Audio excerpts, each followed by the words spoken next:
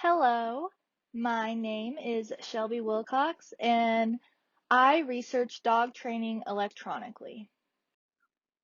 There are three main types of electric training collars to choose from, but in general, they are a collar with two blunt electrodes that protrude from a small box that receives the remote stimulus information to apply the stimulus to the neck of the dog.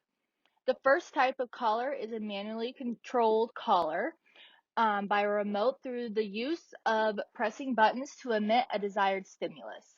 This type of collar typically has specifications that allow for the owner to give warning cues such as a tone or vibration prior to the electric stimulus. The second type of collar is known as an anti-bark collar, which automatically activates the electric stimulus by the vibration emitted when the dog barks. The third type of collar is known as the invisible fence. For this type of device, a remote wire is buried as a perimeter for wherever the owner wants the dog to have to stay. The collar is then activated when the dog gets a certain distance away from the buried remote wire. Many models of all three of these e-collars also tend to give intensity and duration options for each stimulus, as well as waterproof versions to allow for more versatility. So, what type of training is an e-collar? E-collars were created to adhere to the most basic type of learning, which is operant conditioning. Operant conditioning is a process in which both humans and animals learn. So, there are four categories or quadrants that can be used to change, create, eliminate, or sustain certain behaviors. The four categories involved are positive reinforcement, negative reinforcement, positive punishment, and negative punishment. Positive refers to the addition of a stimulus, while negative refers to the subtraction of one. The addition of reinforcement refers to the idea of promoting the behavior, such as rewards with toys, treats, or affectionate touch. When punishment is added to the scenario, it just means that the goal of the exercise or training method is to remove or eliminate a certain behavior that is undesired.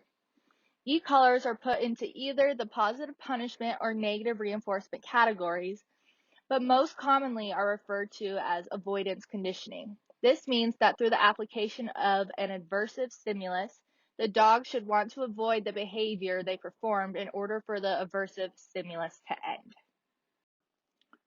Why do owners use e-collars?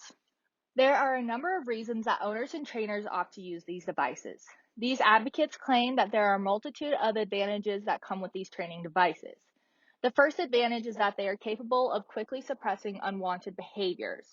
Such behaviors include being territorial, aggressive towards people or other animals, excessive barking, chasing vehicles, running away, or escaping the yard as well.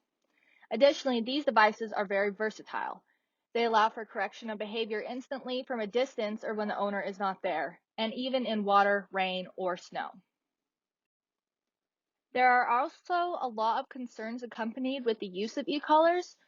The first major one is inexperience. There are quite a few studies that focus on how the incorrect usage of these devices can have negative impacts on the dog. Most commonly, inexperience leads to incorrect intensity, timing, or duration.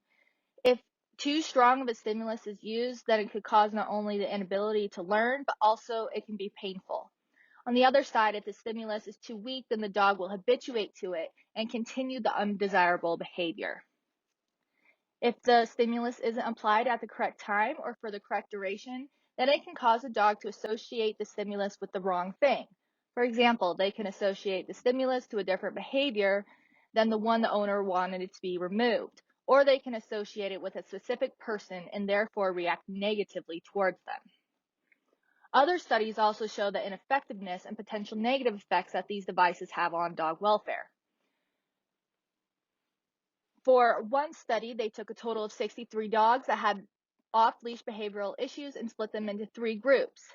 Trainers used e-collars, same trainers didn't use e-collars, but the same techniques, and then the same trainers trained purely by positive reinforcement. They found that training with the e-collar did not show to be any more efficient, nor did it result in less disobedience than when training using positive reinforcement. Another study reviewed literature regarding these potential negative impacts of aversive devices. Such effects include unintended consequences such as fear or aggression, and led to an increase in fear and stress. Being that there are quite a few studies that show these devices to be no more effective than positive reinforcement and that they can be detrimental to dogs' welfare, my research question was, what is the relationship that owners have with these devices and why do they choose to use them? Data for this research was collected anonymously through a survey that I created. The survey consisted of 3 sections. The first section was 2 closed-ended questions that asked the participant if they are a dog owner and if they have ever used an e-collar before. If they answered no to either of them, they were exited from the survey. The second section was 6 open-ended questions that asked basic background questions about the owner's dog, as well as if they have ever attended a training class with their dog. And section 3 was 5 open-ended questions that aimed to gain an understanding as to why the owners chose this training method and if they believe it made any impact on the relationship with their dog. I posted the survey to my personal Facebook as well as 4 dog groups. The first one being Train Your Dog, second one, Sensible Dog Owners, third, e-collars, dog owners supporting their humane use, and the last one was Responsible Dog Owners. The participants included any dog owner who was a U.S. resident over the age of 18. I had a total of 60 responses, but only 40 of them were usable due to the fact that 20 of them responded no when they asked if they had used an e-collar before. After gaining 60 responses, I closed the survey and no longer accepted any other responses. I then analyzed the responses for common statements, words, and themes used by the participants. So firstly, I have the results for the second section of the survey. The ages of the dogs when acquired were all quite young, with the oldest being only one 5-year-old. The most common age was 8 weeks old with a total of 9, followed by 10 weeks old and 3 months, each with a total of 4. Of the remaining 22, 13 were between the ages of puppy and 16 weeks, 3 were 2 and 6 months, and 6 were between the ages of 1 and 2. There was 15 participants that acquired their dog through a breeder, 11 through a shelter or rescue, 5 through a friend, and 9 through other ways such as a Craigslist ad or a certain town. The current ages of the dogs greatly varied from less than 1 to 17 years old. The most common ages were 5 years old with 6 responses, 4 years old with 5 responses, 2 years old with 5 responses as well. As for the breeds, the most predominant were the Labrador Retriever with 6 responses, followed by German Shepherd with 5. And then there was common herding dogs with 4 responses. And then the remaining breeds included Cocker Spaniels, Golden Retrievers, Standard Poodles, and a multitude of mixed breeds. Half of the participants described their dog's use as a companion or pet. 7 described them as family. 4 stated ranch work, 4 stated hunting, and 2 said service dog, 2 said sport dog or high-level obedience, and there was only 1 that stated police work. As for training class attendance, 24 of the participants stated they had not, and 16 said they did. As for the third section of the survey, the results were as follows. So when asked what behavior owners were trying to create or remove through the use of an e-collar, there were very few unique ones stated. These behaviors included not running away, recall, off-leash communication, and barking. A lot of those behaviors also included the aspect of increasing safety and listening. Less common behaviors were biting and basic obedience skills. Many respondents also had very similar reasonings for their choice to use an e-collar as their training method. The most common ones included improve the animal's safety, prevent running off, deter barking, provide off-leash communication, improve overall listening skills, and nothing else worked. When asked if they found this training method to be successful, 36 respondents stated it was successful, 2 stated it was not, and 2 people had mixed feelings. When asked if they would use an e-collar again, 32 respondents said yes, 3 said no, and 5 had mixed feelings. Lastly, when asked if it affected their relationship in any way, none of the respondents stated that there were any negative effects, but 16 of the responses were not specifically positive, nor were they negative. So there did seem to be a large correlation between the behavioral issue or modification and the reasoning for the owner choosing an e-collar. Among the 10 people that stated the behaviors of running away or escaping, their reasonings included bird hunting, a fence was not an option, nothing else worked, and they needed to keep him safe in the yard.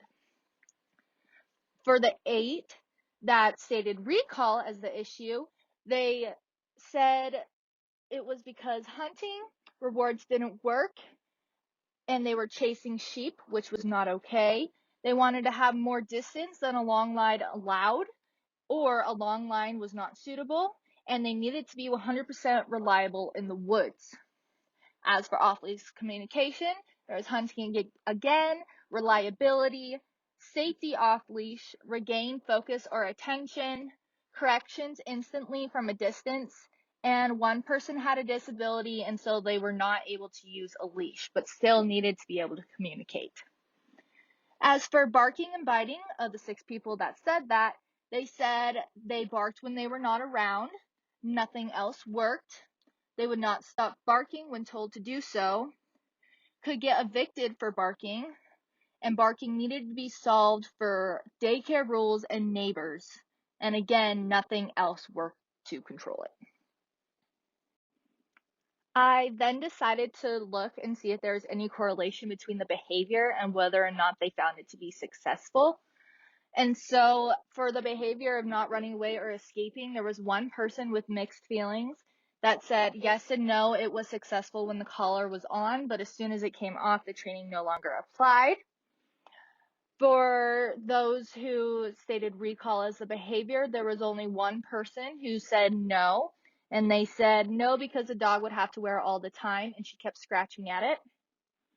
For off-leash communication, every single person said yes, it was successful.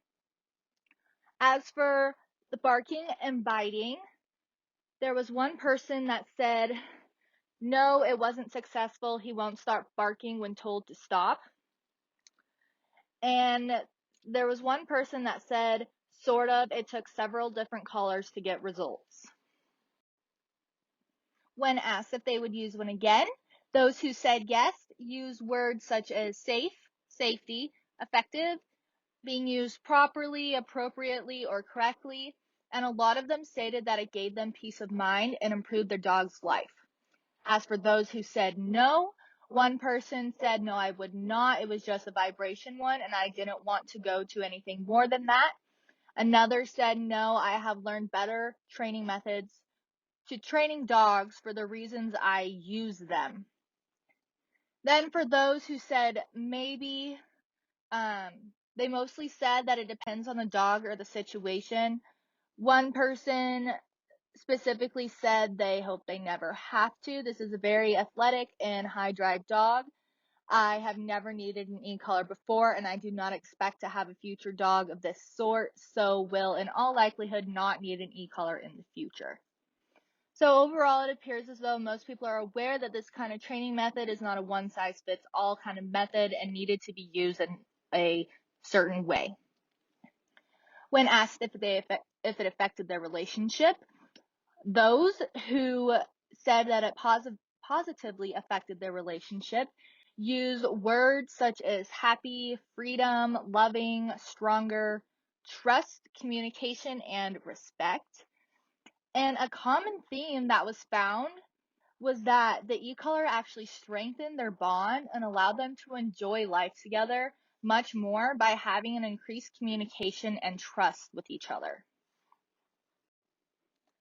Overall, through my research, I found that e-collars appeared to serve a specific need for dog owners, specifically by being reliable, increasing freedom through off-leash communication, and providing them need when there is nothing else that appeared to be working for them. And so overall, by understanding the needs of dog owners, the training community can find ways to improve and increase the effectiveness of training methods, which will in return improve human-animal relationships and overall animal welfare. And here are my works cited. Thank you for watching. I hope you enjoyed my research project.